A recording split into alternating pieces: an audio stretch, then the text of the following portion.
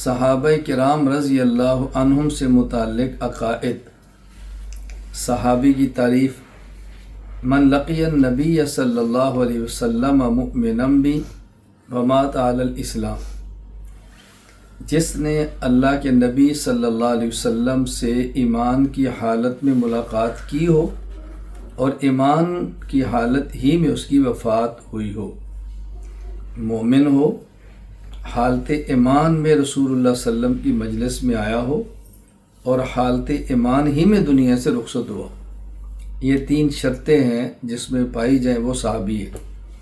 فائدہ: اگر کوئی شخص رسول اللہ صلی اللہ علیہ وسلم کے پاس ایمان لانے کے ارادے سے آئے اور مجلس میں بیٹھ گیا تو بھی صحابی ہے۔ اگر ایمان لانے کا ارادہ لے کر نہ آئے لیکن مجلس میں آیا اور ایمان قبول کر لیا تب بھی صحابی ہے۔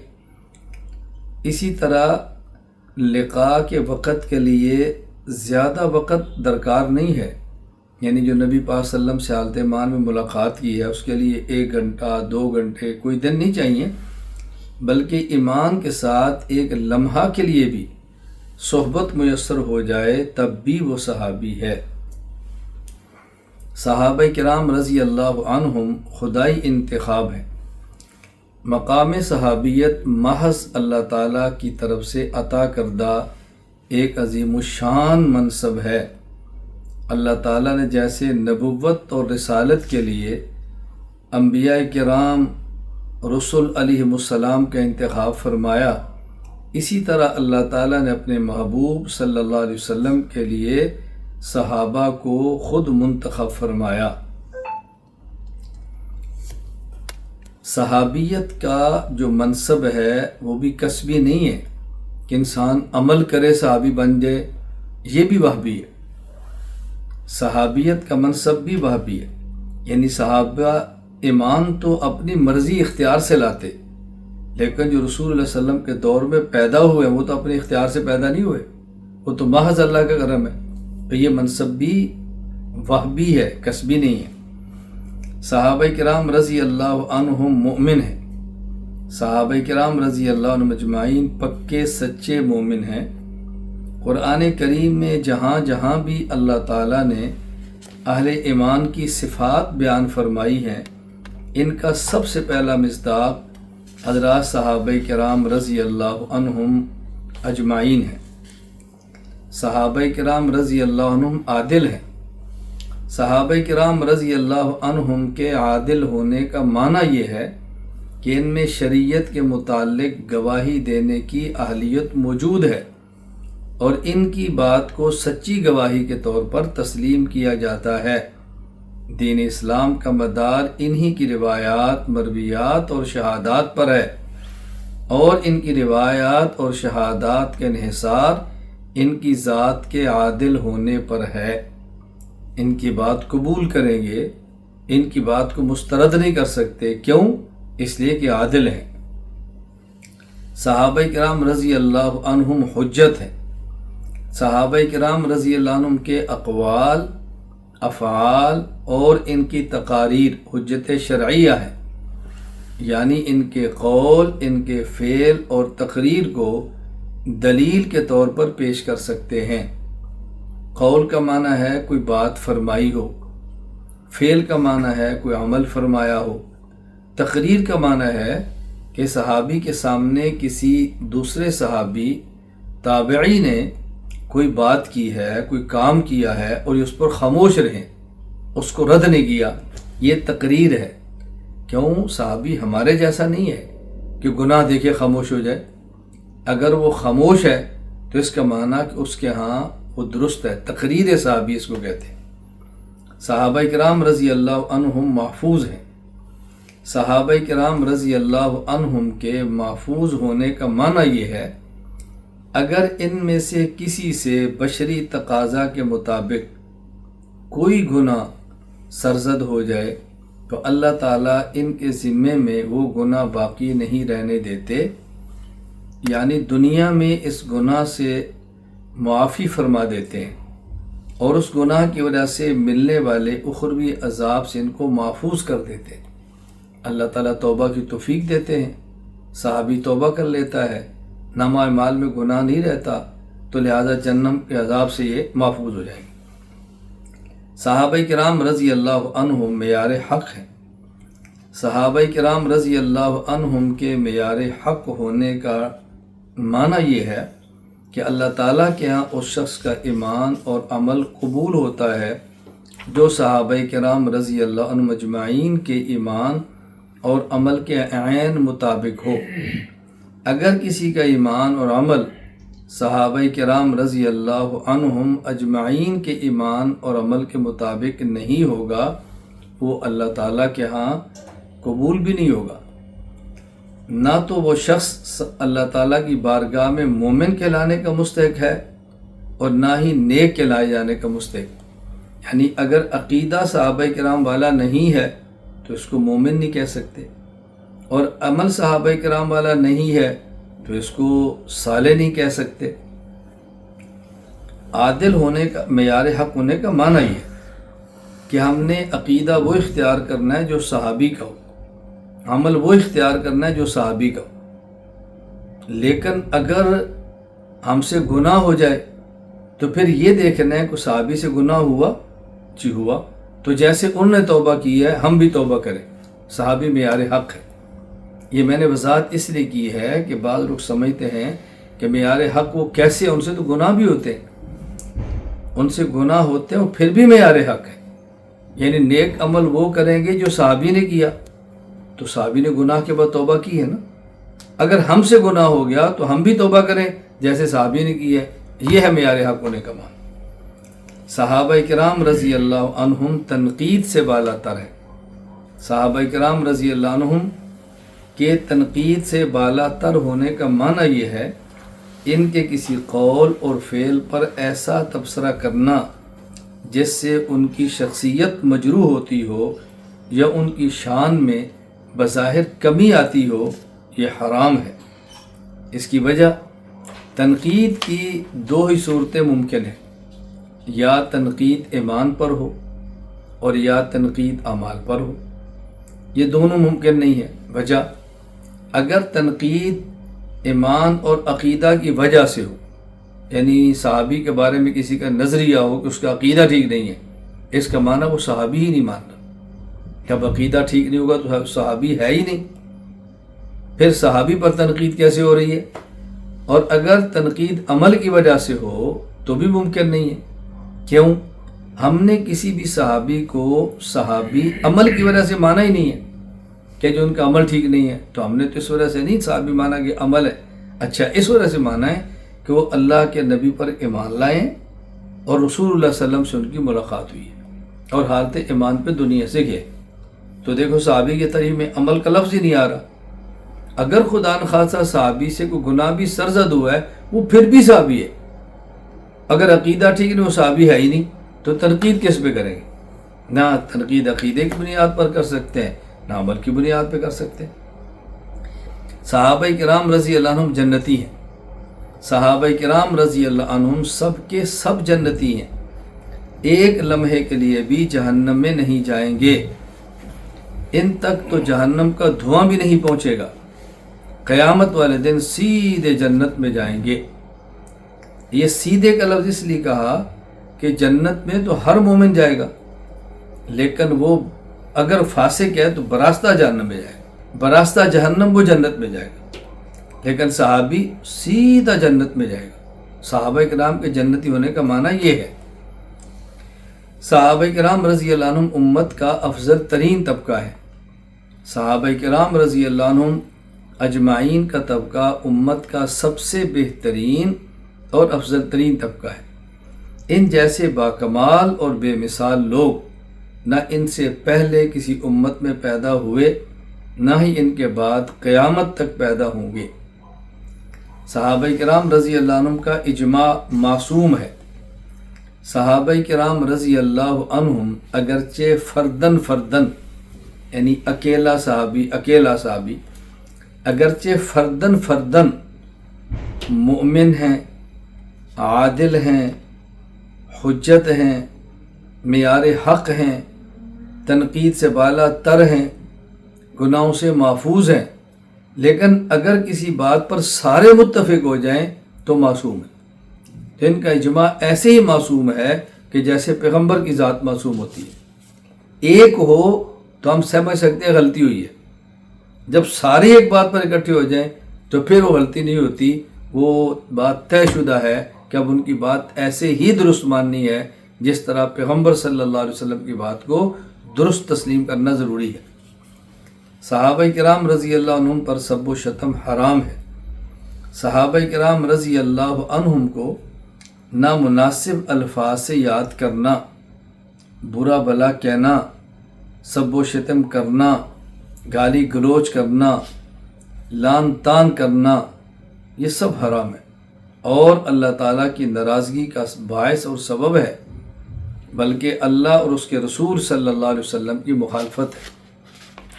ان لوگوں نے بڑے کڑے اور مشکل حالات میں حضور کا ساتھ دیا، ان کے خلاف بولتے ہوئے شرم آنی چاہیے۔ حب صحابہ و اہل بیت رضی اللہ عنہ، صحابہ کرام اور اہل بیت رضی اللہ عنہ مجمعین کے ساتھ محبت رسول اللہ صلی اللہ علیہ وسلم کے ساتھ محبت کی علامت ہے۔ صحابہ کرام اہل بیت رضی اللہ عنہ دونوں کے ساتھ بغض یا ان میں سے کسی ایک کے ساتھ بغض رسول اکرم صلی اللہ علیہ وسلم کے ساتھ بغض کی علامت ہے۔ جو ان سے پیار کرے گا اس وجہ سے کہ حضور کے پیارے، اور اگر ان سے بغض رکھے گا اس کا معنی اس کو اللہ کے رسول سے پیار نہیں ہے، ورنہ جس سے پیار ہو اس کے پیارے سے بھی پیار کیا جاتا ہے۔ مقام صحابہ رضی اللہ عنہم، انبیاء کرام علیہ السلام کے بعد انسانوں میں سب سے اعلیٰ ترین درجہ اور مقام صحابہ کرام رضی اللہ عنہم اجمعین کا ہے، اور ان میں بھی باہمی مقام و مرتبہ کی ترتیب درجہ ذیل ہے۔ یعنی انبیاء کے بعد امت سے تو صحابہ افضل ہیں، جس طرح انبیاء کرام صحابہ سے بھی افضل ہیں، لیکن انبیاء میں سے بعض نبی دوسرے نبی سے افضل ہیں۔ اسی طرح صحابہ کرام امت کے سارے افراد سے افضل ہیں، لیکن آپس میں بعض صحابہ سے افضل ہیں۔ اس کی ترتیب کیا ہے؟ نمبر 1 خلفائے راشدین اعلیٰ ترتیب الخلافہ، پہلے ابو بکر، پھر عمر، پھر عثمان، پھر علی، اسی ترتیب پر یہ افضل ہے۔ نمبر 2 عشرہ مبشرہ، نمبر 3 اصحاب بدر، نمبر 4 اصحاب بیعت رضوان، نمبر 5 شرکائے فتح مکہ، نمبر 6 وہ صحابہ کرام رضی اللہ عنہم اجمعین جو فتح مکہ کے بعد اسلام لائے۔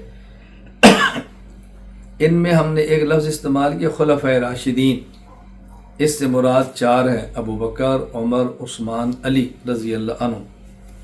ایک لفظ استعمال کیا صحابہ بدر، یہ وہ ہیں جو جنگ بدر میں شریک تھے، اور اگر ان میں کوئی شریک نہیں تھا تو رسول اللہ صلی اللہ علیہ وسلم کے حکم سے شریک نہیں تھا کہ تمہارے ذمہ فلاں کام ہے۔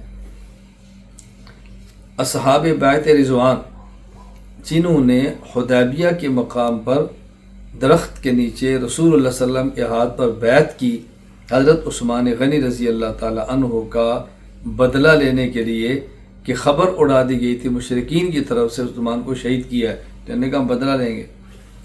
شرکائے فتح مکہ، یہ وہ لوگ ہیں کہ جو رسول اللہ صلی اللہ علیہ وسلم کے ساتھ فتح مکہ کے موقع پر شریک تھے سن 8 ہجری میں، اور اس کے بعد جو فتح مکہ کے بعد اسلام لائے وہ تو بڑی آسان سی بات ہے۔ عشرہ مبشرہ، یہ وہ صحابہ کرام ہیں جن کو رسول اللہ صلی اللہ علیہ وسلم نے ایک ہی مجلس میں ان کا نام لے کر جنتی فرمایا۔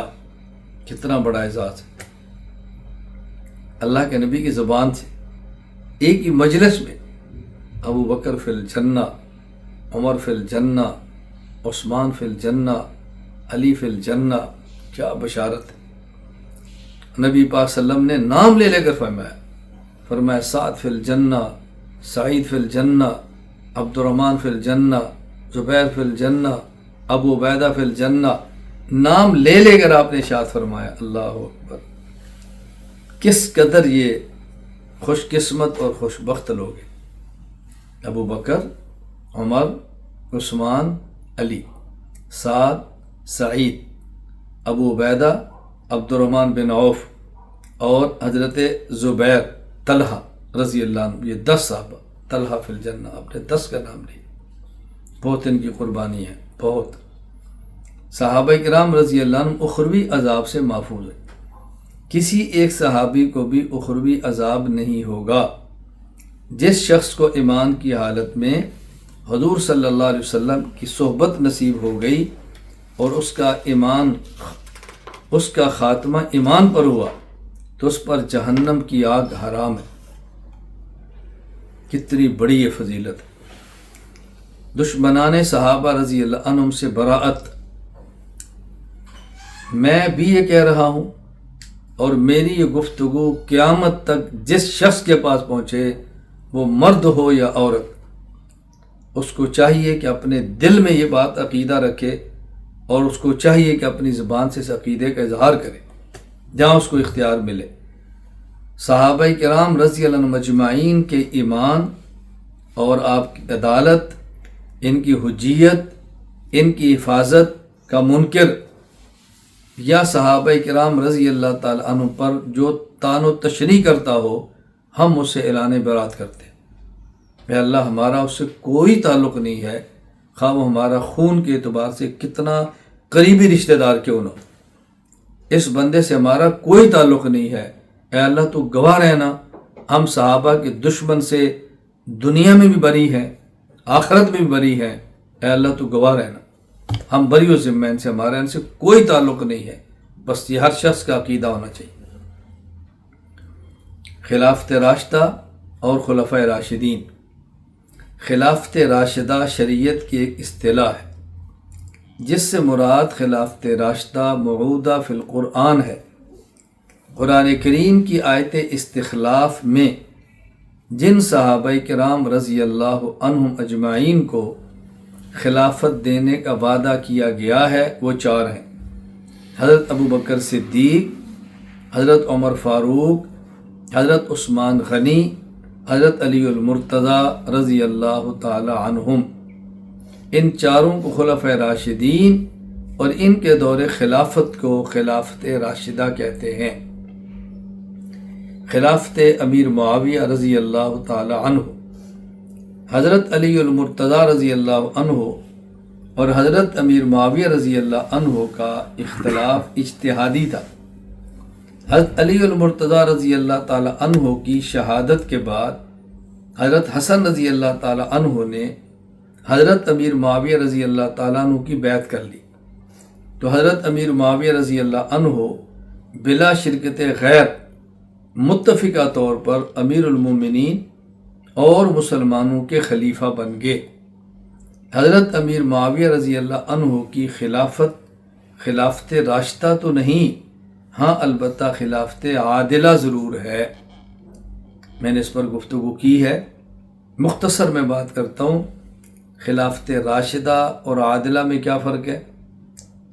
رسول اکرم صلی اللہ علیہ وسلم کا منہج مبارک یہ تھا، اپنی ذات کے بارے میں عزیمت اور دوسروں کے لیے رخصت، یعنی آپ خود بھوکا رہیں اور دوسروں کو کھلائیں، خود کپڑے پر پیمند لگا لیں، دوسروں کو اچھا کپڑا دیں، خود ٹاٹ پر سو جائیں، دوسروں کو اچھا بستر دیں۔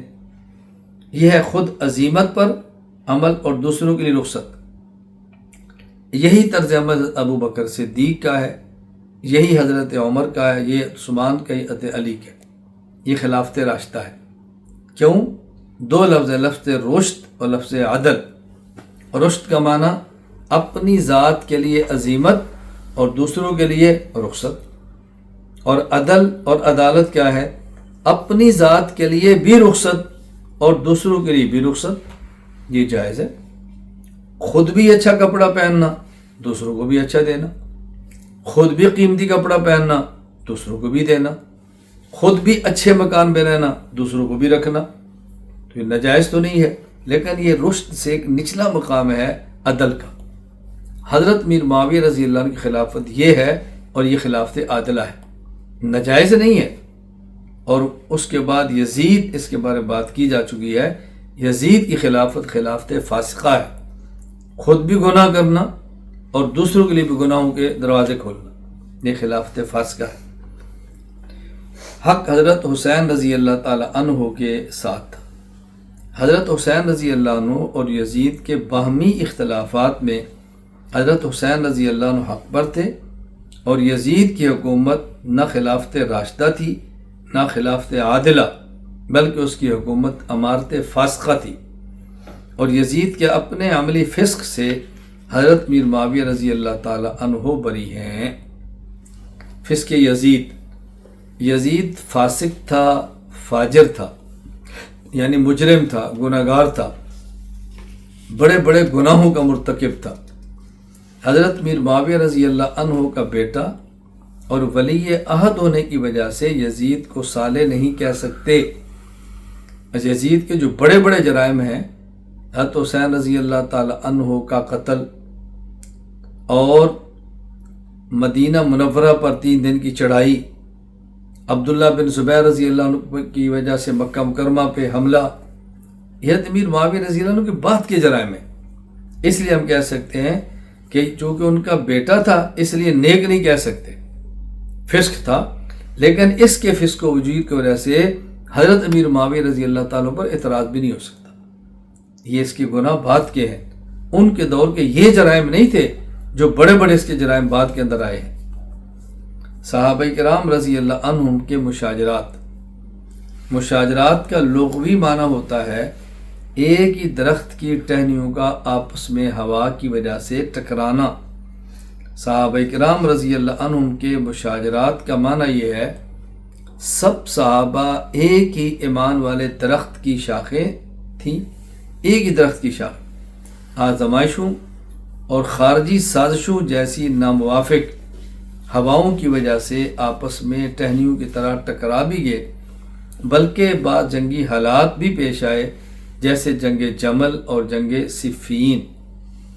ان جنگوں اور مشاجرات کی وجہ سے دونوں فریقوں کا احترام، ان کا مقام، ان کا منصب، ان کی جلالت شان کو ذہن میں رکھتے ہوئے اہل سنت والجماعت کا موقف یہ ہے ان معاملات میں خلیفہ راشد حضرت علی المرتضیٰ کرم اللہ وجہہ درست اجتہاد پر تھے، اور ان کے مقابلہ میں حضرت معاویہ رضی اللہ عنہ اور ان کے ساتھی اجتہادی خطا پر تھے۔ ان کی خطا اجتہادی تھی جسے کسی صورت میں باطل نہیں کہہ سکتے، لیکن ان واقعات کی وجہ سے دونوں فریقوں میں سے کسی ایک کی جو فضیلت احادیث میں آئی ہے اس میں کمی نہیں آتی، کسی ایک کا جو مقام تھا اس مقام سے وہ نیچے نہیں آتا، کوئی ایک بھی ایسا نہیں جس کو اس کی وجہ سے ایمان سے خالی کہیں۔ ان میں سے کسی ایک کو حق اور مقابلے میں دوسرے کو باطل نہیں کہہ سکتے، بلکہ حدیث مبارک کی روشنی میں دونوں کو اللہ تعالیٰ کی طرف سے اجر ملے گا، اور یہ دونوں مومنین کی بڑی بڑی جماعتیں تھیں۔